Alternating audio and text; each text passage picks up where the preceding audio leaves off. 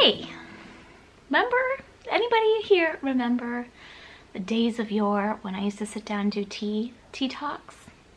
We're gonna have a tea talk today about unrealistic expectations and project overwhelm. Because I'm doing it, you guys. I'm doing the work. I'm finally working on the flippin' office. I've only been talking about it for like, I don't know, 8 years. It feels like that. I've been talking about it forever, and I'm finally doing it. I'm doing all the things.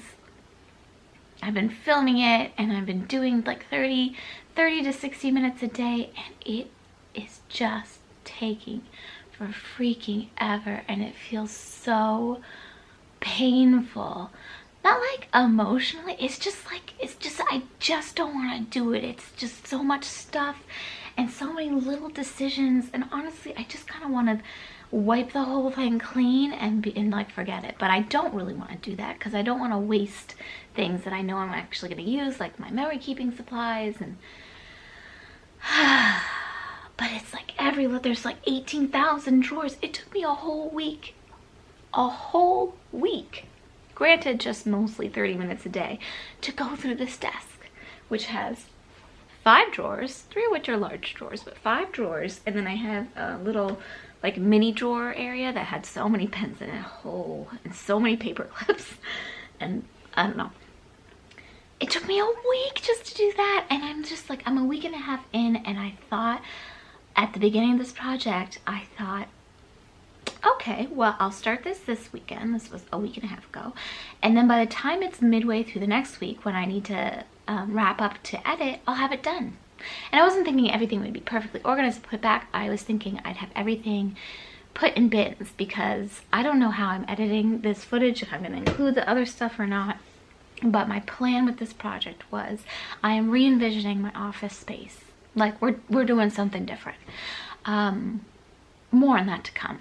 But my plan was to go through every drawer, every bin, every box, everything, and be ruthless, get rid of as much as possible, and store everything else that I'm keeping in tubs, organized by categories, so when I go to reorganize, when everything is arranged the way I want it to be, it's easy, relatively. Which is a great idea. I think that works well for this project, considering that I'm going to be moving stuff around. It just makes sense to put things in bins and have everything cleared out so it's easier to move stuff. I'm going to be taking stuff down off the walls too, but there's just so much. And this is why, let's get the tea here. I'm not going to spill it, I'm going to drink it, but let's get the tea for this. This is why I've been avoiding this project, and I have felt so overwhelmed by it, even though I've broken it up into the most manageable way possible. 30 minutes a day, just focus on one area at a time and get through it. But it's still like, I'm struggling so hard with it, and it's not hard when I'm actually doing it. It's like, okay, get rid of this, keep this. There's just so much stuff in here. And that was my mindset for all of my 20s.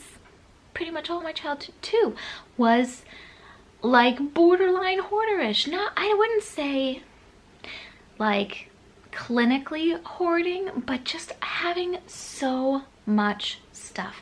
And I just don't want to have that much stuff anymore. I still have a bleep ton of stuff, right? I do. But I'm having less and less of it as I get rid of more and more. And it just feels so good. I'm never going to be a pure minimalist. It's just not my nature. But I can be in a much more comfortable in-between zone between minimalist and borderline hoarder. I think I can strike a good balance there, and I think I have struck that balance in most every other area of my home that I've worked so hard over the past few years to really whittle down, with the exception of my storage room. But that's also another project I really need to work on. That just overwhelms me. I think like 90% of that stuff can go, to be honest. That's like all my seasonal decor when I was in like the height of my seasonal decor borderline hoarder era. I'm over that, so yeah. Anyway, I want to do this first because this has been such a big emotional block for me, and I think it's because it's me fighting the last vestiges of that 20-something-year-old in me, who's still me, you know, that's still who, a part of me and who I was, and I will carry part of that for the rest of my life. And I'm not ashamed of that. I don't look back and think, oh gosh, and blah, blah. And I'm like, no, that was my experience. I lived it and I moved on. I grew, I'm growing. I'm gonna keep changing and growing as I get older. I mean, I hope so. That I think that's, to me, that's like one of the main points of life, other than loving, is to learn. And learning is loving. That's another conversation for another day. But I think here what I'm up against is that last grip I have on that old me. And I'm totally like, I'm like moved on, right, from that old me emotionally. I feel like I'm a different person. Well, not that different, but you know, I have grown and I have changed and I've evolved in a way that I'm proud of. And there's still lots that I need to work on, and I continue working on some things that I know consciously I have to work on, and I'm sure there's like under the surface shadow stuff that as my life goes on will come up and I'll deal with as we get down the road, because nobody's ever perfect. At the end of your life, if you're blessed with a long life, you're not going to be perfect. I'm not going to be perfect. Nobody's going to be perfect. But to me, I feel like it's a life well lived if I loved fiercely and I allowed myself to grow and evolve. And that means embracing the not so nice parts, embracing the shadow parts, embracing the things that you want to close the door of your office and not let people see your mess. You know, like, I'm supposed to be, in quotation marks, supposed to be this organized, you know, what's the word? Like a planner, like an organized planner person, like be on top of all my stuff, never miss a birthday, never miss a birthday party. I missed one of Cece's birthday parties for the first time. I mean, that girl gets invited to so many parties. Oh my gosh. I saw the invitation in my inbox. We had like 18 invitations that month, and I've never ever done this, and I missed, like, I saw it and I read it, I was like, oh, okay. I thought I had replied to it. I totally missed it. We had another party that day that I'm getting sidetracked, and we were at the other party and the other parents were like, hey, you weren't at Charlie's party. I was like, oh, whoa, I totally airheaded that. And I felt terrible. I saw Charlie's mom, I think it was like the next week or two at a school event. I was like, oh my God, I was mortified. I felt terrible. It felt so terrible. I should have emailed her right away when I realized my mistake and been like, oh my gosh, I'm a terrible person. But I like couldn't bring myself to do it. I.e., not a perfect person. Like, I knew I should have reached out sooner. I was kind of hoping I would see her at a school event and be able to tell her in person, but I should have emailed her right away and I didn't. And I feel bad about that. And that's something I'm working on. My, you know, interpersonal communications with everybody, people I'm close to, people I'm not close to, and everybody in between. But I saw her and I apologized profusely. She's like, hey, it happens to all of us, you know, it happens at one point or another. I'm like, oh my gosh, but I've never thought I'd be like that kind of, to me, like that disorganized, that I would just totally blank on a birthday party like that. But I mean, no harm, no foul. Cece didn't know about the party, didn't, like, it was an email invitation. Like, it wasn't something I felt guilty about for her. I just felt really terrible that, for the mom, basically, that I was at the other party that day. And it's like, well, I can only imagine, like, thinking, well, why did they come to this party and not that party? And anyway, I digress. Here's the thing. I'm not perfectly organized. I'm not even close. I would say I'm like half organized. I'm trying. Like, that is my spirit animal, is like super organized person. But I'm also human. And I'm not Instagram perfect in any sense of the word, words or phrase or label. And I just, Like, this is the reality, is I let my office get to this point and I let it accumulate stuff. And even though I've gone through every other area of the house with the exception of the storage room and really cleaned out, cleared up, gotten rid of so much, and I'm so proud of the efforts I made there, I still just could not touch this area with a 10-foot pole because it's my room. It's my holding on to that last bit of that old me. And I don't want to hold on to that part. I don't. I know I'll always carry that part. Like I said, I don't feel a need to keep that person. I feel like I've grown past that person that I was. But there's something really, really, I mean, it's just really difficult to fully let go. And I felt like cleaning this office, and this is just a realization I'm having like now, is fully letting go. It's saying, I'm not the person who collects owl things anymore. I haven't been for years. I'm not the person who needs 28,000 different pens that I'm never going to use.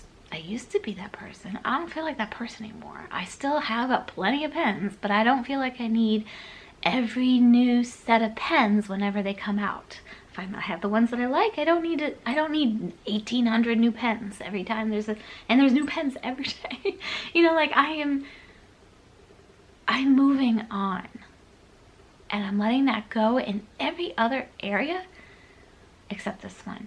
And that's why I've been on the struggle bus with this week. And I literally just took a minute today. I was thinking to myself, why am I not farther along with this? Why am I not done? Why is this taking so long? Well, yeah, there's a lot of stuff. Of course, it's going to be like actually time consuming. But I'm realizing that that's it. It's that holding on to that old me. It's that fear of letting go of the familiar. Even though I want to let go of it and I feel ready, I'm like way ready, it's still, it's like finally taking that last step onto a completely different path, from a path that you had been walking for a long, long time. It's scary to do something new. Sorry, we had a Bunzy emergency. Realizing this now, and it's really like now that I'm realizing it, I think that is making, it's removing that block that I've been feeling, that I haven't been able to really identify very concisely, and I feel like I've identified it in this video. Thank you guys for being my therapist here today, but I really do, and I wanted to share this because I feel like this is one of those very human things. It's like the stuff we don't really want to admit to other people, like, hey, I don't have my crap together, I'm not perfect, like I'm like borderline hoarderish with gift wrap, like gift bags, and I got rid of so many gift bags. But yeah, I wanted to share because I feel like this is the kind of stuff this human stuff that we can really relate to each other on. And I'm sure some people be like, you're the most unrelatable person on the planet. But the thing is, I know we all have things like this, and it looks a little bit different for everybody.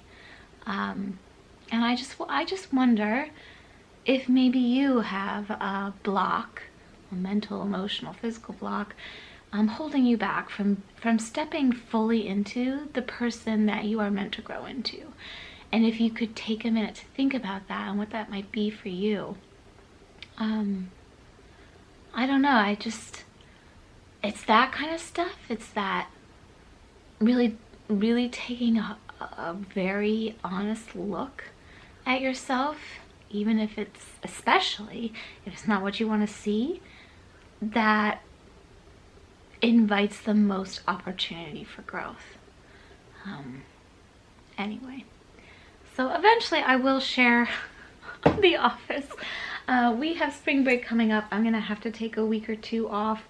There's just a lot going on behind the scenes, and we're traveling, hopefully with all that's going on, but we'll see. But I am working on this and I am making progress, and I don't know. I don't know if sharing all this purging stuff is really that interesting to you guys, but it's what I am doing right now that is shareable, because all the other aspects of my life really are not shareable at the moment. But it's what I can share, and it helps me. It helps me do the like actual work of it, you know. So yeah, that's why I've been posting this stuff, and I know it's not terribly interesting to everybody, but I will be back with other content soon. This is the phase I'm in right now. I'm shedding the last bits of my old self and my old life, quite literally, to step into something really fully new. So I'll share more about that in the months to come.